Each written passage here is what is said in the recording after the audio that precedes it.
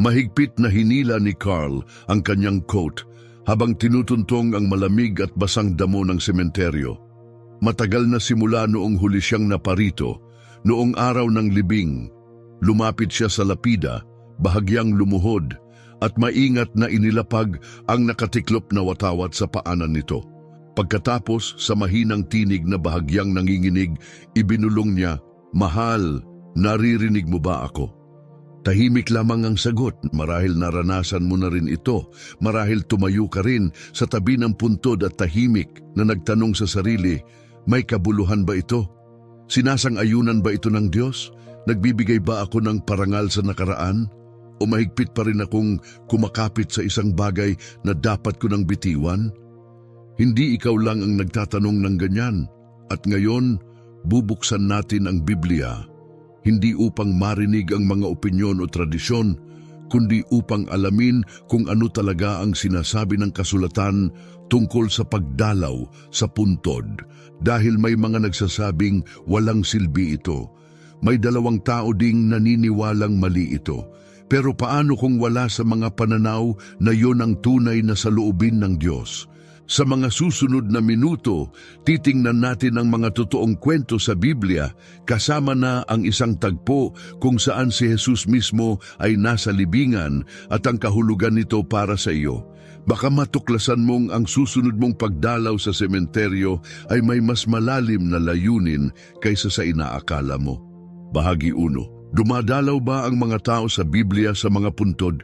Kung minsan ay tumayo ka na sa katahimikan ng sementeryo at nag-isip kung ang iyong pagdadalamhati ay banal o basta damdamin lamang, hindi ka nag-iisa. Ang mga tanong na ito ay umaabot pa sa pinakamatatandang bahagi ng Biblia. Magsimula tayo kay Abraham. Nang pumanaw si Sarah, ang kanyang pinakamamahal na asawa, hindi siya basta-bastang nagpatuloy sa buhay. Siya'y umiyak, nagluksa siya. Pagkatapos, may buong ingat niyang binili ang yungib ng Makpela bilang libingan, hindi lang bilang pagsunod sa kaugalian, kundi bilang isang pangmatagalang parangal. Binayaran niya ang buong halaga ng lupa dahil gusto niyang maging lugar ito ng karangalan. Ngunit ito ang madalas nakakaligtaan ng marami. Ang lugar na iyon ay hindi lang naging himlayan ni Sarah. Doon na rin inilibing si Abraham, sumunod sina Isaac at Rebecca, kasama rin si Jacob. At kahit ilang henerasyon pa ang lumipas, iniutos ni Jose na dalhin ang kanyang mga buto pabalik upang mailibing kasama nila. Ano ang ipinapakita nito? Sa Biblia, ang mga puntod ay hindi pinapabayaan o nililimutan. Sagrado ang mga ito, mga lugar ng pag-alala, pagkakakilanlan, at pamilya. Isipin natin si Raquel, pagkamatay niya, hindi basta-basta nagpatuloy si Jacob. Nagtayo siya ng haligi, isang malinaw na palatandaan sa ibabaw ng kanyang libingan, isang alaala para sa mga susunod na salinlahi. Hindi siya pinabayaan o kinalimutan. Sa lumang tipan, makikita natin ang mga tao na bumabalik sa mga ganitong lugar, hindi para sambahin ang patay, kundi para alalahanin sila, parangalan ang kanilang buhay, manatiling konektado sa kanilang kwento. At naroon din si David, nang mamatay ang kanyang sanggol na anak, labis ang kanyang pagdadalamhati, nag-ayuno siya at nagluksa. Ngunit matapos mamatay ang bata, tumayo siya, naligo at nagsabi, "Maaari ko ba siyang ibalik? Pupunta ako sa kanya ngunit hindi na siya babalik sa akin." Ang isang pangungusap na iyon ay nagsasabi ng isang napakalalim na katotohanan. Kinikilala ng Biblia na ang mga namatay ay hindi na bumabalik, ngunit ipinapakita rin nito na si David ay may pag-asa, ang pag-asang muling makita ang kanyang anak balang araw. Ang paniniwalang iyon ang nagbigay sa kanya ng lakas upang magpatuloy. Bagamat hindi binanggit na dinalaw ni David ang puntod, ang kanyang mga ginawa, ang kanyang dalamhati, ang kanyang paggalang sa buhay at kamatayan ay nagpapakita ng malalim na pagkaunawa sa kahalagahan ng alaala at pagkamatay. At pagkatapos, narating natin ang isa sa mga pinakamatitinding tagpo sa kasulatan, ang umagang dinalaw ng mga babae ang libingan ni Jesus. Maaga silang dumating habang madilim pa. May dala silang pabango. Hindi sila umasa ng milagro. Dumating sila upang magluksa, upang parangalan siya sa tanging paraang alam nila. Ngunit binago ng tagpong iyon ang lahat. Kung ang pagdalaw sa puntod ay walang silbi o mali, iyon na sana ang tamang panahon upang ituwid sila. Ngunit hindi sila pinagalitan ni Jesus. Sa halip, sinalubong sila ng mga anghel. Doon unang inihayag ang muling pagkabuhay. Wala siya rito, sabi ng mga anghel, siya'y muling nabuhay. Ngunit huwag palampasin ito. Ang mabuting balita ng tagumpay laban sa kamatayan ay unang ipinahayag sa puntod. Hindi iyon aksidente. Pinili ng Diyos na ibulong ang pag-asa sa mismong lugar kung saan pinakamalalim ang dalamhati. Ang puntod ay hindi naging katapusan ng kwento, pero hindi rin ito inalis mula sa kwento. Kaya oo, sa Biblia dumadalaw ang mga tao sa mga libingan. Gumagawa sila ng mga alaala, bumabalik sila upang parangalan ang mga pumanaw. Naaalala nila hindi upang mabuhay sa nakaraan o dahil sa takot, kundi upang ipahayag ang pagmamahal, upang panghawakan ang pamana at kilalanin ang pagkawala ng may dangal. Kung minsan ay tinanong mo na, ayon ba sa Biblia ang pagdalaw sa sementeryo? Ang sagot ay oo, kung ginagawa ito ng may paggalang, pananampalataya at pag-ibig, hindi dahil sa pamahiin. Isa itong pagsasakdal ng pagiging tao. At ito'y iginagalang ng Diyos, hindi kinukondena. Mas palalalimin pa natin ito sa susunod na bahagi. Pero sa ngayon, hayaang tumimo sa puso mo ang katotohanan ito. Ang pag-alaala ay hindi kahinaan. Ito'y pagmamahal na isinasabuhay. At hindi ito pinipigil ng kasulatan. Ito'y pinararangalan. Bahagi 2. Kung naranasan mo ng tumayo sa harap ng isang puntod, tumutulo ang mga luha habang tinatanong mo kung nauunawaan talaga ng Diyos ang bigat ng iyong dalamhati. Tingnan mo kung paano tumugon si Jesus sa isang katulad na sandali. Hindi sa kanyang sariling libingan, kundi sa puntod ng isang taong labis niyang minahal. Patay na si Lazaro. Pagdating ni Jesus sa nayo ng Betania, 4 na araw na itong nakalibing, nakasara ang libingan. Wasak ang kalooban ng pamilya, nagluluksa sa pagkawala. Ang mga tao sa paligid ay puno ng kalungkutan, pagkalito at pagkadismaya. May ilan pang nagalit dahil hindi agad dumating si Jesus upang pigilan ang nangyari. At sa gitna ng lahat ng sakit na iyon, ano ang ginawa ni Jesus? Hindi niya sila pinatigil sa pag-iyak, hindi siya nagturo o nagsermon, hindi siya nagsabi ng talata o paliwanag sa teolohiya, hindi niya sila pinagalitan dahil nararamdaman nila ang bigat ng pagkawala. Ang ginawa niya ay isang bagay na tapat at totoo. Umiyak si Jesus. Hayaan mong tumimo yan sa iyong puso. Ang anak ng Diyos na alam ng muli niyang bubuhayin si Lazaro ay pinayagan pa ring lumuha. Bakit? Dahil mahalaga ang pagdadalamhati. Dahil nararamdaman ng pag-ibig ang pagkawala. Kahit alam niyang muling mabubuhay si Lazaro, hindi niya nilaktawan ang lungkot. Hindi niya minadali ang sakit. Tumayo siya sa harap ng puntod, hindi mula sa malayo, kundi sa mismong lugar ng pagdadalamhati. Gaya ng pagtayo mo marahil sa libingan ng mahal mo sa buhay, hinayaan niyang lamunin siya ng sakit. Damang-dama ni Jesus ang lalim ng pighati ng tao. Hindi siya nagmadali, hindi siya nagtimpi, at hindi siya nahiya. Ipinapakita ng sandaling ito ang isang napakahalagang katotohanan. Hindi lang nilupig ni Jesus ang kamatayan, lumakad din siya mismo sa gitna ng ating sakit at pagluha. Ngayon, pag-isipan ito, ang libingan ni Lazaro ay hindi lamang isang lugar sa mapa para kay Jesus. Personal ito. Kumain siya sa bahay na iyon, narinig niya ang pamilyar na tinig ni Lazaro. Minahal niya si Lazaro bilang kaibigan. Kaya't pagdating niya sa puntod, hindi siya basta gumaganap ng ritual. Siya'y talagang nabagbag ng awa at pagkalungkot. At pagkatapos, nagsalita siya, "Lazaro, lumabas ka." at ang lalaking patay ay lumabas na buhay. Pero huwag palampasin ang mas malawak na larawan. Hindi iniwasan ni Jesus ang lugar ng pagdadalamhati. Hindi siya nagkunwaring walang nangyayari. Hindi siya nanatiling malayo o malamig. Pumasok siya mismo sa gitna ng kamatayan at binago ito magpakailanman. Nang si Jesus naman ang namatay, ang kanyang libing ay isinagawa ng may dangal. Si Jose ng Arimatea, isang lalaking kilala sa kanyang katapatan, ay humingi ng pahintulot kay Pilato para sa katawan ni Jesus.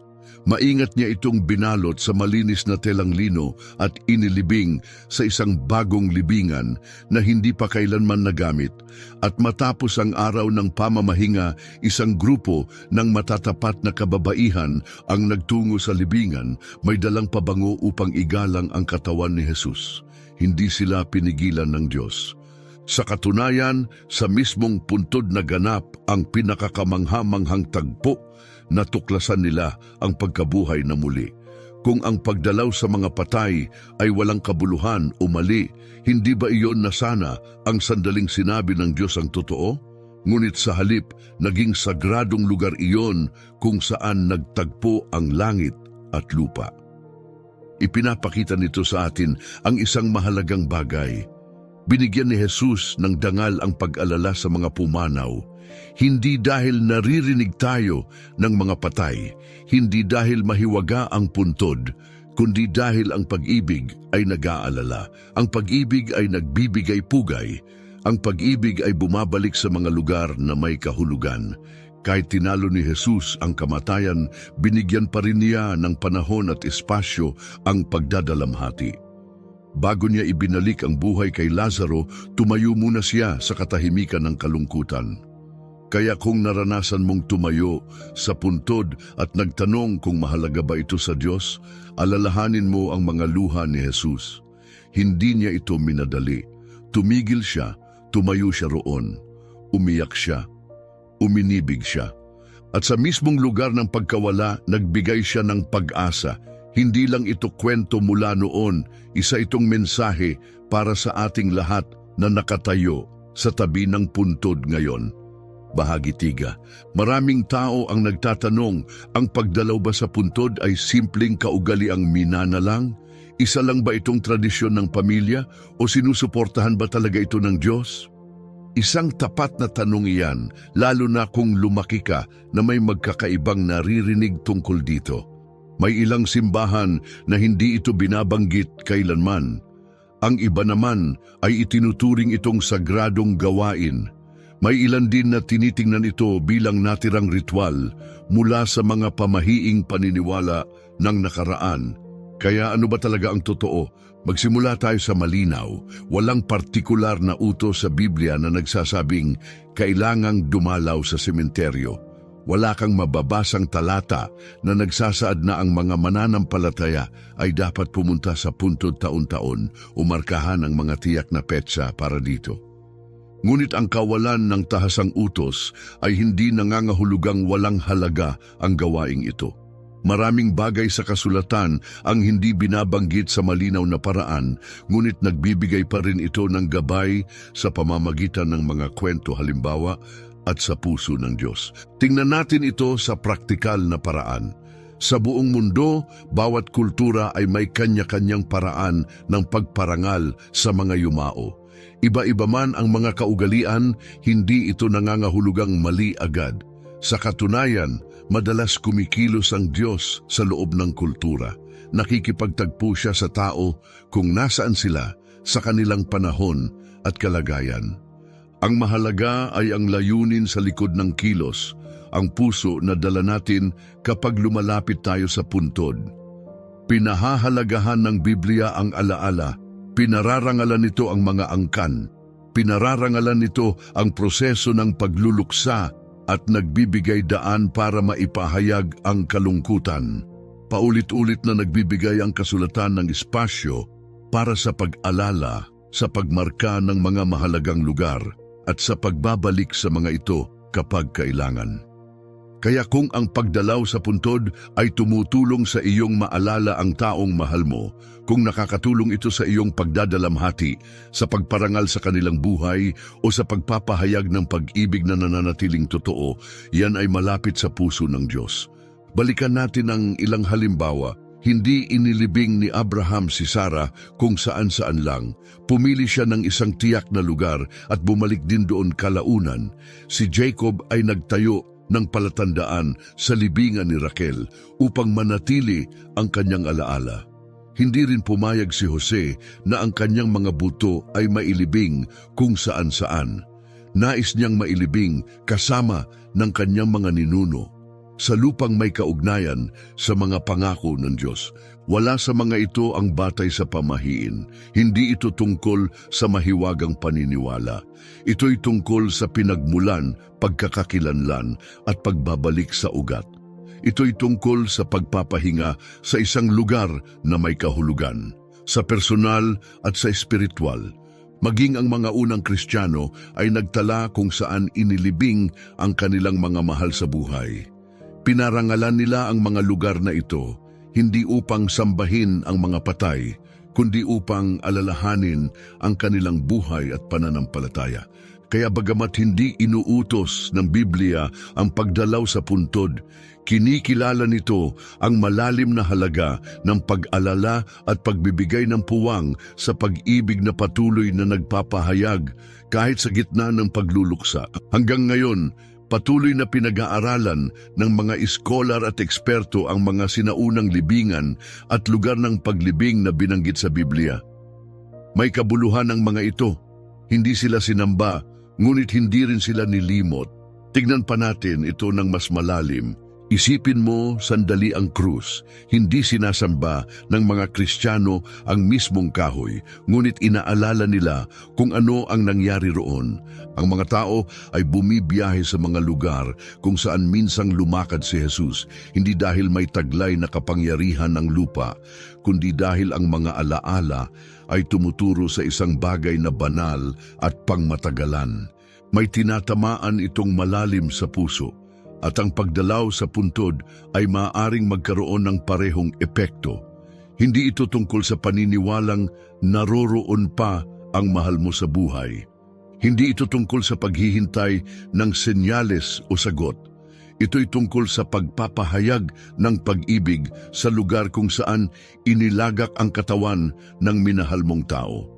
Ito'y tungkol sa pagbibigay galang sa isang buhay na humipo sa atin na may kahulugan at nagbago sa ating mundo. Isa rin itong gawa ng pagpapakumbaba. Bawat puntod ay nagpapaalala ng isang makapangyarihang katotohanan, maikli ang ating buhay, mahalaga ang oras. At balang araw, maaaring may tumayo rin sa harap ng ating sariling puntod, nagtataka kung naroon ba ang Diyos sa gitna ng kanilang sakit. Kaya ang tanong, ang pagdalaw ba sa puntod ay basta tradisyon lamang na ipinasa sa bawat henerasyon? Oo, ito ay isang tradisyon. Ngunit hindi ibig sabihin noon na wala itong kahulugan. Ang tunay na mahalaga ay ang puso na dala mo sa iyong pagdalaw. Kung ikaw ay nagdadalamhati, ayos lang iyan. Kung ikaw ay dumadalaw upang magpakita ng paggalang, mabuti iyan. Ngunit kung ang layunin mo ay sambahin ang mga patay o direktang kausapin sila, ito ang hangganang malinaw na binabalaan tayo ng Biblia na huwag lampasan. Gayunman, kung ang pagdalaw ay nagmumula sa pag-ibig, pag-alala at mapagpakumbabang puso, nakikita iyon ng Diyos. At naniniwala akong pinararangalan niya ito. Hindi dahil maibabalik ang tao, kundi dahil ipinapakita nito na ang pag-ibig ay hindi natatapos kahit natapos na ang buhay. At marahil iyan ang mas malalim na punto. Dahil ang kahit anong tradisyon ay maaaring maghatid sa atin sa katotohanan o ilayo tayo rito. Kapag ang pagdalaw sa puntod ay ginagawa ng may pag-ibig, pananampalataya at katapatan, nagiging higit ito sa ritual. Nagiging isang tahimik at sagradong pagpapahayag, hindi ng debosyon sa patay, kundi ng pagsamba sa Diyos na nagbigay sa kanila ng buhay.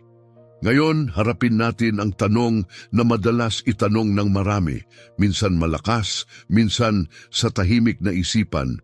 Kapag dumadalaw ako sa sementeryo, naririnig ba ako ng mahal ko sa buhay? Nararamdaman ba ng nanay ko, tatay ko o anak ko ang presensya ko? Nakikipag-usap lang ba ako sa hangin o may nangyayaring higit pa? Upang masagot ito, dapat nating tingnan ang kasulatan. Sinasabi sa Ecclesiastes 5, ang mga buhay ay alam na sila'y mamamatay, ngunit ang mga patay ay wala nang nalalaman.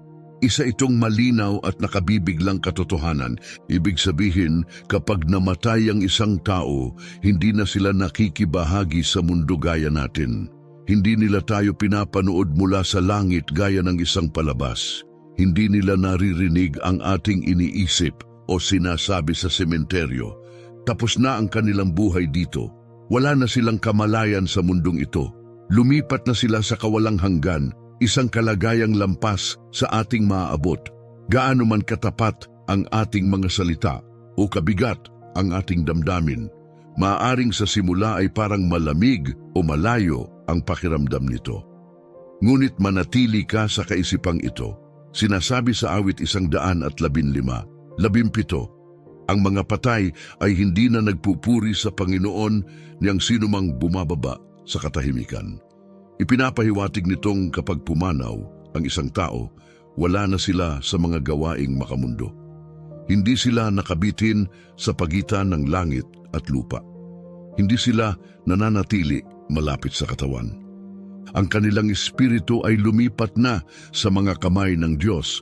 Sabi sa Hebreo 27, itinakdang mamatay ang tao ng minsan at pagkatapos nito ay ang paghuhukom. Walang siklo, walang pangalawang pagkakataon, walang waiting room kung saan sila'y naghihintay na marinig tayo. Kaya kapag nagsalita ka sa puntod, hindi ka naririnig ng mahal mo sa buhay. Ngunit narito ang isang makapangyarihang katotohanan, naririnig ka ng Diyos. Kapag tumayo ka sa lugar na iyon at ibinuhos mo ang iyong puso, kapag bumulong ka ng mga salitang sanay nasabi mo noon, kapag ang katahimikan ay tila napakalakas upang tiisin, naroroon ng Diyos. Sinasabi sa awit 34, 18 na malapit ang Diyos sa mga pusong wasak sa dalamhati. At sa awit 56, 8, sinasabi roon na kinokolekta niya ang bawat luha na ating pinapahid. Kaya sa bawat pagdalaw mo, sa bawat luhod mo, sa bawat pagpigil ng luha o panginginig ng tinig, naroroon siya, nakikinig, nakikita, nauunawaan, bahagi 4. Kaya marahil ang tunay na tanong ay hindi, naririnig ba nila ako? Kundi ang mas mainam itanong ay, ano ang ginagawa ng Diyos sa bigat na pasan ko? At ang sagot, kasama mo siyang bumubuhat nito. Hindi niya isinasantabi ang iyong pagdadalamhati. Hindi siya napapailing sa iyong kalungkutan. Hindi niya hinuhusgahan ang iyong pananabik para sa isa pang pagkakataong makausap ang mahal mo sa buhay.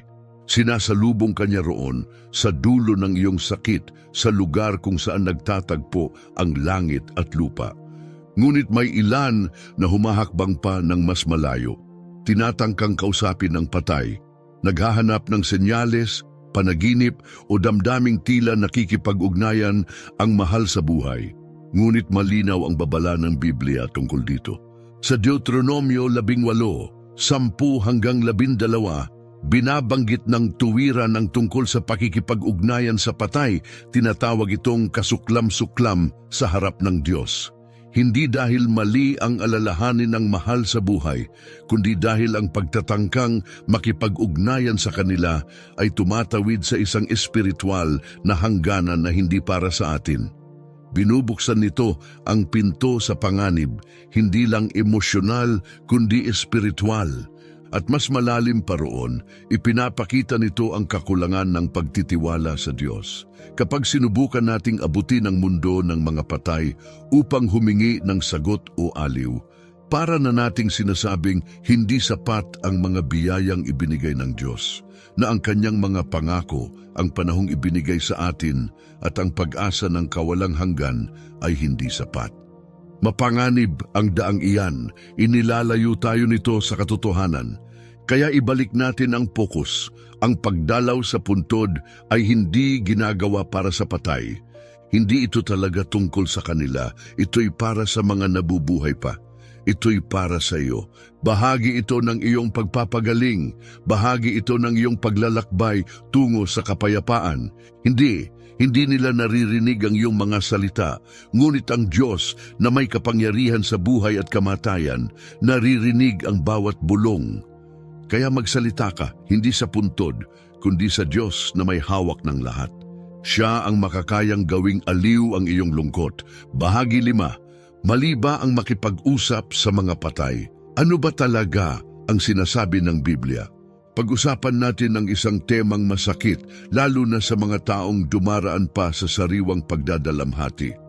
Madalas, kapag bago pa ang sakit, napapasalita tayo sa taong nawala. Minsan ito'y isang tahimik na pangungusap sa puntod. Minsan naman, habang nagsisindi ng kandila, sinasabi natin, miss na miss kita. Maaaring mas lumalim pa ito, humihingi ng payo, proteksyon o tulong mula sa kanila. Kaya tanong, masama ba ito? Depende ito sa kung ano ang nangyayari sa loob ng puso mo at sa itinuturo ng salita ng Diyos. Una sa lahat, intindihin natin, nakikita ng Diyos ang iyong sakit. Alam niya na kapag namatay ang isang mahal sa buhay, hindi lang ang pisikal na presensya nila ang namimiss natin. Hinahanap natin ang kanilang mga salita, karunungan at yakap. Kaya ang madalas na pagnanasang makipag-usap sa kalungkutan ay hindi kasalanan. Ang pagnanais na makausap sila muli ay hindi kinokondena ng Diyos. Hindi kanya pinapagalitan sa iyong tapat at tunay na damdamin. Ngunit may panganib at nagsisimula ito kapag ang damdamin ay naging spiritual na pagdepende. Kapag sinimulan mong tratuhin ng yumao na para bang kaya ka pa rin nilang tulungan, bantayan o gabayan. Kapag ang alaala nila ay naging aktibong bahagi ng iyong espiritual na buhay, doon nagsisimula ang matinding babala. Sa Deuteronomio 18, malinaw na sinabi ng Diyos sa kanyang bayan na huwag makipag-usap sa mga patay, huwag subukang kumonekta sa kanila, at huwag makisangkot sa anumang anyo ng necromancy. Hindi ito payo lamang, tinawag itong kasuklam-suklam. Isang matinding salita at ginamit ito ng may dahilan. Bakit? Dahil kapag sinubukan nating abutin ang kabilang buhay, binubuksan natin ang sarili sa panlilinlang. Hindi laging mukhang nakakatakot ang kasamaan. Minsan, nagpapanggap itong pamilyar. Marunong ang kaaway gumaya ng boses. Kaya niyang pukawin ang damdamin. Kaya niyang magbigay ng kaunting ginhawa upang paulit-ulit kang bumalik sa maling pinanggagalingan. Hindi problema sa mga demonyo ang magkunwari. Gagamitin nila ang alaala, papainitin nila ang puso, pero hindi iyon ang tunay mong mahal sa buhay, isang kasinungalingan iyon. At dahan-dahan, hinahatak ng mga kasinungalingan na iyon ang tao, palayo sa katotohanan at sa kaligtasang mula sa Diyos. Ngayon, paano naman ang mga panaginip? Paano kung napanaginipan mong nagsalita sa iyo ang iyong lola? Paano kung ramdam mong totoo ito? Dapat nating maging tapat. Minsan, ginagamit ng Diyos ang panaginip, minsan sa makapangyarihang paraan. Pero hindi lahat ng panaginip ay mula sa Kanya. May mga panaginip na bunga ng sarili nating isipan. May 3 na nagmumula sa takot o kalungkutan. May 3 maaaring naimpluwensyahan ng kaaway. Ang tanong ay ito, ano ang epekto ng panaginip? Inilalapit ka ba nito sa Diyos o itinutuon ka ba nito sa patay imbes na sa Panginoon? Dahil ito ang pinakamahalaga, ang tulong ay mula sa Diyos lamang. Sa awit 121 sinabi, ang aking tulong ay mula sa Panginoon na lumikha ng langit at lupa. Hindi ito nagsasabing ang tulong ay mula sa mga yumaong kamag-anak o mula sa espiritual na alaala ng mga mahal natin sa buhay. Gaano man sila kahalaga nun sa atin, hindi sila kailanman naging pinagmumulan ng pag-asa. Sila'y pagpapala habang sila'y nabubuhay, ngunit hindi sila dapat pumalit sa Diyos. pagkatapos ng kamatayan. Tanging Diyos lamang ang gabay natin ngayon at siya'y nag-aalok ng higit pa sa anumang pagtatangkang makipag-ugnayan sa patay. Nag-aalok siya ng buhay at buhay na ugnayan kay Kristo. Iyan ang kaibahan ng ating pananampalataya. Hindi tayo sumusunod sa isang Diyos na malayo o tahimik. Hindi natin kailangang makipag-ugnayan sa mga patay upang maramdaman ang langit. Maaari tayong direktang makipag-usap kay Jesus, ang siyang tumalo sa kamatayan at ngayon ay tulay nating buhay papunta sa Ama. Kaya ano ang dapat mong gawin kung minsan ka nang nagsalita sa mga patay? Maaring humingi ka ng senyales. Maaring naramdaman mong naroon sila sa paligid. Magsimula ka rito, dalhin mo ito sa Diyos. Hindi siya galit sa iyo, hindi siya naghihintay na parusahan ka. Gusto niya kang ibalik sa kapayapaan at katotohanan. Hilingin mo sa Kanya na isara ng mahinahon ang anumang espiritual na pintong nabuksan dahil sa iyong pagdadalamhati. Humingi ng kapatawaran kung minsan mong nailagay ang tiwala mo sa iba bukod sa Kanya. At pagkatapos kapit ka ng mahigpit sa mga pangakong makikita kay Kristo. Dahil kahit hindi ka na maririnig ng mahal mo sa buhay, naririnig ka ni Jesus. Kahit hindi na sila makapagbigay ng gabay, kayang gawin iyon ng banal na Espiritu. Kahit hindi na nila mapahira ng iyong luha, ang Ama ay kayang balutin ka ng Kanyang aliw. Ipaubaya mong manatiling buhay ang iyong pagmamahal para sa kanila. Ngunit ibigay mo lamang sa Diyos ang iyong pagsamba. Ngayon tanungin natin, ang pagdalaw ba sa puntod ay tunay na nagbibigay ginhawa o pansamantalang pakiramdam lamang na tila gumagaan ang loob? May ilan na nakakaramdam ng kapayapaan at kapanatagan kapag sila'y dumadalaw. May iba namang nag-aalangan, iniisip kung may silbi pa ba talaga ito. At may ilang tuluyang huminto dahil may nagsabing wala na raw itong halaga. Kaya tanungin natin ng tapat, ritual lang ba ito na panandalian o may mas malalim na kahulugan? Ang sagot ay ito, nasa puso mo ang tunay na sukatan. Ano ang nangyayari sa loob mo kapag dumadalaw ka? Ang pagdadalamhati ay hindi tuwid na daan. Wala itong eksaktong oras o forma. Dumarating ito na parang alon, minsan malakas, minsan banayad. Maaaring sa loob ng mahabang panahon ay tila maayos ang lahat. Pero bigla na lang dahil sa isang alaala, isang petsa o isang litrato, muling bumabalik ang sakit. At kapag nangyari iyon, maraming tao ang bumabalik sa puntod ng mahal nila sa buhay, hindi dahil naniniwala silang naroon pa ang tao, kundi dahil ito'y isang totoong lugar na maaari nilang hawakan, tayuan, damhin. At sapat na iyon upang bigyan ng kahulugan ang pagdalaw. Hindi kailanman kinutya ng Biblia ang pagdadalamhati. Sa katunayan, pinararangalan nito ito. Sinabi ni Jesus, mapapalad ang mga nagdadalamhati sapagkat aaliwin sila. Hindi niya sinabing pagsasabihan sila o pagmamadaling mag-move on, nangako siya ng aliw. At minsan, ang aliw ay hindi dumarating sa pamamagitan ng mga salita o mensahe. Minsan, ito'y dumarating sa isang tahimik na sandali sa harap ng puntod. Kapag walang nakatingin at malaya nang bumagsak ang iyong mga luha, iyon ay hindi kahinaan, iyon ay kagalingan. Ngayon, pag-usapan natin ang pag-alala. Sinasabi sa awit 116, 15, mahalaga sa paningin ng Panginoon ang kamatayan ng kanyang mga banal. Hindi binabaliwala ng Diyos ang kamatayan, hindi niya ito tinatrato ng basta-basta. Kapag ang isa sa kanyang mga anak ay namatay, napakahalaga nito sa kanya. At nakikita rin niya ang mga naiwan. Kaya kapag dumadalaw ka sa puntod at iniisip ang pagmamahalan ninyo, mga alaala, halakhakan at aral na naiwan, pinararangalan mo ang isang bagay na mahalaga rin sa Diyos. Hindi mo pinararangalan ang katawan o ang mismong lugar. ipinaparangal mo ang buhay na namuhay. At ang ganitong uri ng pag-alala ay hindi walang saysay, ito'y sagrado. Ngunit hindi ibig sabihin nito na lahat ay kailangang dumalaw sa puntod. Iba-iba ang paraan ng bawat isa sa pagharap sa kalungkutan. May tatlo na mas panatag sa bahay, may iba na nababalisa sa sementeryo, at ayos lang yon. Hindi kailangan ng Diyos ng pisikal na lugar upang makatagpo ka sa iyong pagdadalamhati. Saan ka man naroon, dumarating siya.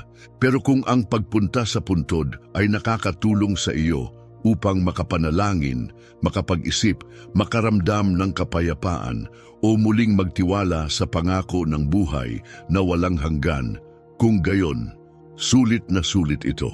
Hindi ito tungkol sa pagbabalik ng nakaraan. Hindi ito tungkol sa pakikipag-usap sa taong yumao. Ito'y tungkol sa katapatan ng puso mong humaharap sa bigat ng pinapasan.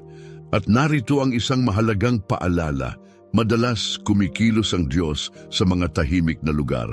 Isipin mo kung ilang kwento sa Biblia ang nagpapakita ng Diyos na nakikipagtagpo sa tao sa katahimikan, sa disyerto, sa kuweba, sa bundok, o maging sa tabi ng libingan. Hindi nakatali ang Diyos sa isang lugar, pero madalas ginagamit niya ang isang lugar upang hipuin ang isang bahagi ng ating puso. Kaya marahil ang susunod mong pagdalaw sa sementeryo ay hindi lang tungkol sa mahal mo sa buhay. Marahil ito'y tungkol din sa iyo. Maaring ipaalala nito sa iyo na ang kamatayan ay hindi ang huling salita, na ang pag-ibig ay nag-iiwan ng bakas na hindi nabubura, na kahit sa katahimikan mo, hawak pa rin ng Diyos ang kamay mo. Kaya ang tanong, ang pagdalaw ba sa puntod ay walang kabuluhan? Hindi kailanman. Kung ang puso mo ay naghahanap sa Diyos, kahit sa gitna ng sakit, nagiging banal ang sandaling iyon. Dahil ang aliw ay hindi laging nagmumula sa mga paliwanag. Minsan, dumarating ito kapag napagtanto nating sa mga sandaling pinakamasakit at pinakatahimik, hindi tayo kailanman nag-iisa. Bahagi to, Diyo. Tuwing lumalakad ka sa tabi ng mga lapida o tumatayo ka sa sementeryo, may tahimik na katotohanang binibigkas, isa na madalas hindi napapansin ng karamihan. Sinasabi nito, ito ay hindi ang wakas. Maaring mukhang pangwakas ang libingan, ang mga batong may pangalan, ang mga petsa ng kapanganakan at kamatayan, ang maayos na damo, ang katahimikan. Lahat ito ay tila nagsasabing tapos na ang kwento. Pero ayon sa Biblia, ang libingan ay hindi ang huling kabanata. Isa lang itong gitnang bahagi, isang paghinto bago ang susunod na mangyayari. Tingnan natin ito, sinasabi sa Hebreo 27, itinakda sa mga tao na minsang mamatay at pagkatapos ay ang paghuhukom. Sa madaling salita, ang kamatayan ay hindi ang finish line. Ang libingan ay hindi ang dulo ng paglalakbay, ito ay isang pintuan, at bawat tao, mayaman man o mahirap, kilala man o hindi, ay daraan dito. Ngunit dito pumapasok ang pag-asa. Para sa mga kay Kristo, ang kamatayan ay hindi wakas. Maliwanag ang sinabi ni Jesus sa Juan 11:25. Ako ang muling pagkabuhay at ang buhay. Ang sinumang sumasampalataya sa akin, kahit mamatay, ay mabubuhay. Hindi ito talinghaga, isa itong pangako, at pinatunayan ito ni Jesus nang siya'y muling mabuhay mula sa kamatayan. Nang dumating ang mga babae sa puntod at natagpuang ito'y wala ng laman, hindi sila sinaway ng anghel. Hindi sinabi, bakit kayo narito? Ang sabi niya, wala siya rito, siya'y muling nabuhay. Sa mismong sandaling iyon, natalo ang kamatayan para sa mga nananampalataya. Kaya mahalaga pa rin ang mga puntod, pero hindi sa paraang iniisip ng karamihan. Pinaalala nila sa atin ang dalawang makapangyarihang katotohanan. Una, maikli ang buhay sa mundong ito. Pangalawa, totoo ang kawalang hanggan. Karamihan sa mga tao ay nabubuhay na parang ito lang ang meron. Hinahabol nila ang kasiyahan, kinakapit nila ang kontrol, pinipilit nilang huwag isipin ang kamatayan. Pero bilang mga tagasunod ni Jesus, iba ang pananaw natin. Alam natin na ang libingan ay hindi ang wakas. Ito ay isang kaaway na natalo na. Itinanong sa unang Korinto 15:55, "Kamatayan, nasaan ang iyong tagumpay? Kamatayan, nasaan ang iyong kamandag?"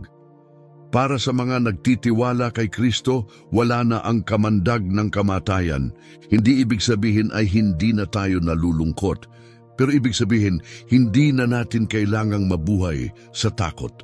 Madalas nating katakutan na ang kamatayan ay katapusan ng lahat, na hindi na natin muling makikita ang mga mahal natin, na ang lahat ng ating ginawa ay parang mawawala na lang, na parang alikabok sa hangin. Pero dumating si Jesus upang alisin ang takot na iyon.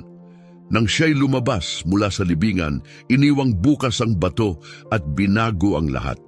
Kaya kapag bumisita ka sa sementeryo, hayaan mong ipaalala nito ang isang mas malaking katotohanan, na ang mahal mo sa buhay ay hindi nawala, kundi nasa kamay ng Diyos na unang lumikha sa kanila.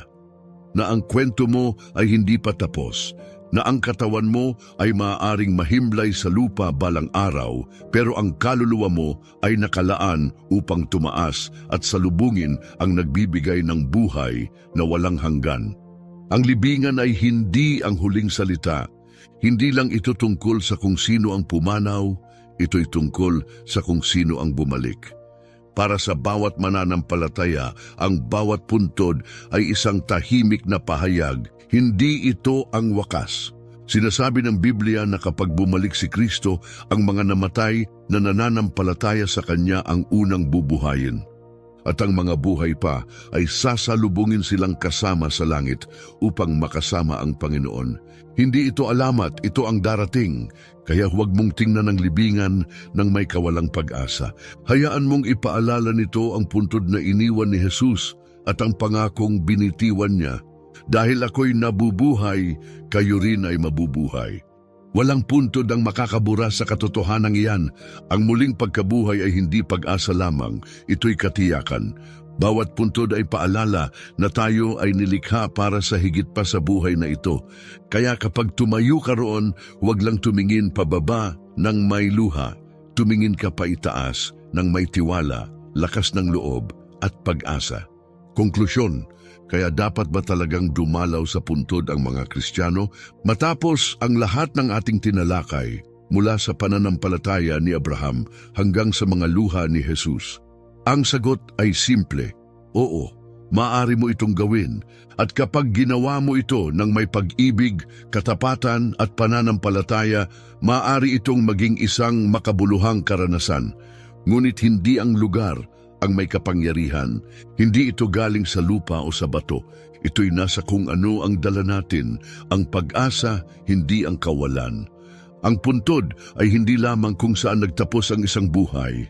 Ito rin ay lugar kung saan nakatayo pa rin ang isang pangako. Pangakong ang kamatayan ay hindi ang may huling salita, na ang mga kay Jesus ay muling babangon, na ang ating pagdadalamhati ay nakikita at ang ating pag-asa ay tiyak. Kailangan din nating maging maingat. Magkaiba ang pag-alala at ang pakikipag-ugnayan sa mga patay. Malinaw na binabalaan tayo ng kasulatan na huwag subukang kumonekta sa mga pumanaw sa pamamagitan ng senyales, mensahe o espiritual na gawain. Hindi rin nanggagaling ang tunay na aliw. Ang tunay na kapayapaan ay nagmumula kay Jesus, ang siyang tumalo sa kamatayan at patuloy na lumalakad kasama natin sa bawat lambak ng buhay. Malapit siya sa atin kapag tayo'y nagdadalamhati. Nakikinig siya kapag tayo'y umiiyak. At tiniyak niya na kung susundan natin siya, kailanman ay hindi magiging wakas ang kamatayan sa ating kwento.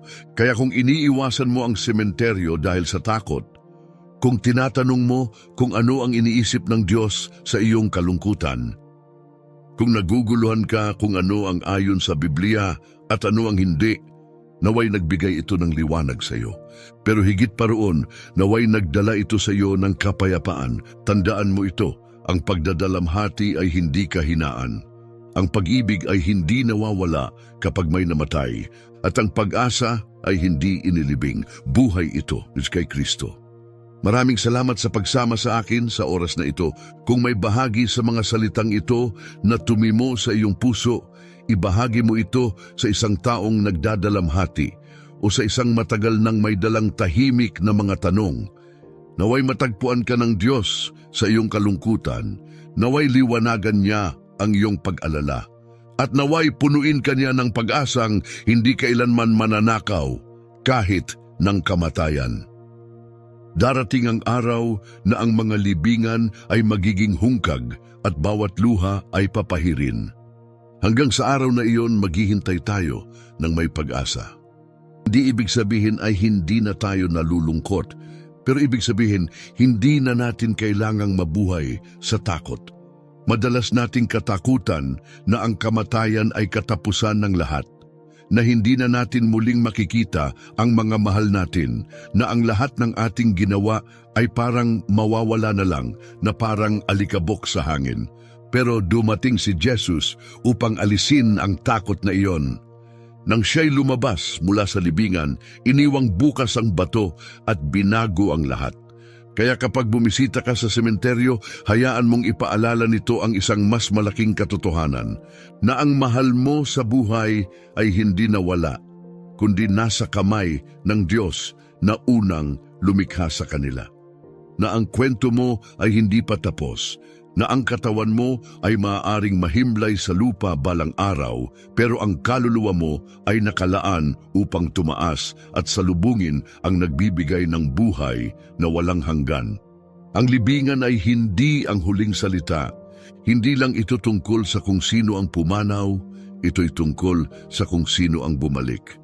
Para sa bawat mananampalataya, ang bawat puntod ay isang tahimik na pahayag. Hindi ito ang wakas. Sinasabi ng Biblia na kapag bumalik si Kristo, ang mga namatay na nananampalataya sa Kanya ang unang bubuhayin.